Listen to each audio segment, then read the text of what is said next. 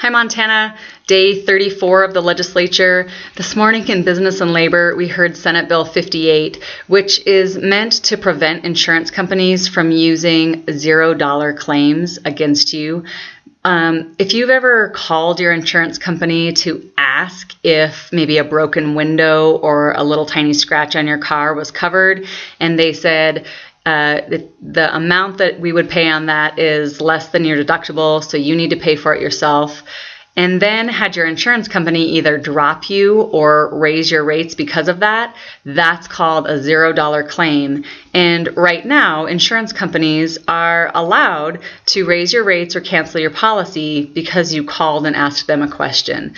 So guess who is against this really good bill to protect consumers? Yeah, you got it, the big insurance companies.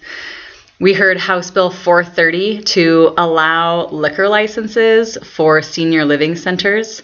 It's a really interesting bill. Montana has a very strict quota system to control where and how liquor, all kinds of liquor, are sold in Montana. And we had a whole bunch of wonderful, lively senior voters come in today and say, we really want to be able to have a pub in our retirement village.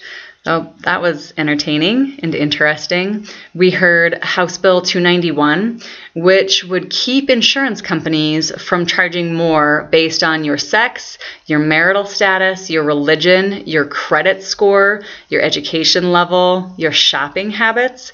These are all things that right now in law insurance companies can use to raise your rates or your deductibles, or to give you insurance or not.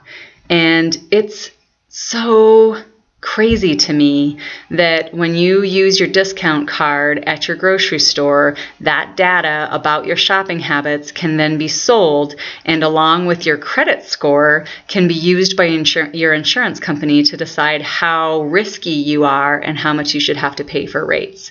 So guess who's against the bill? The big insurance companies.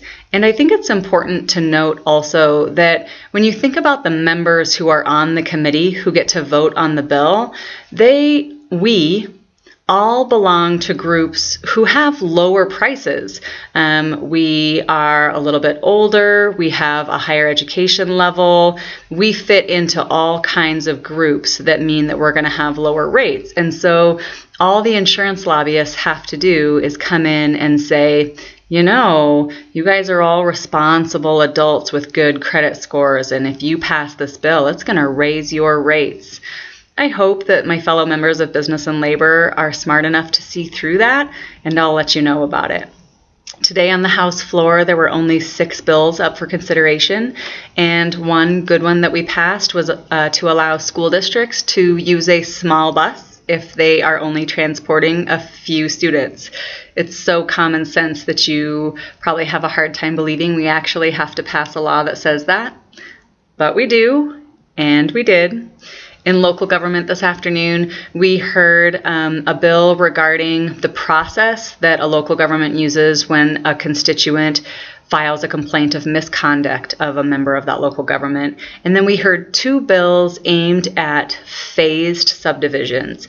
These are subdivisions that are planned in parts over a certain period of time, and there's not a section of law that talks about how local governments are supposed to deal with those or notice the public. So it was a really interesting day, got a lot of good work done, and I will let you know how these committees vote on these really interesting consumer protection bills as soon as it happens. Thanks.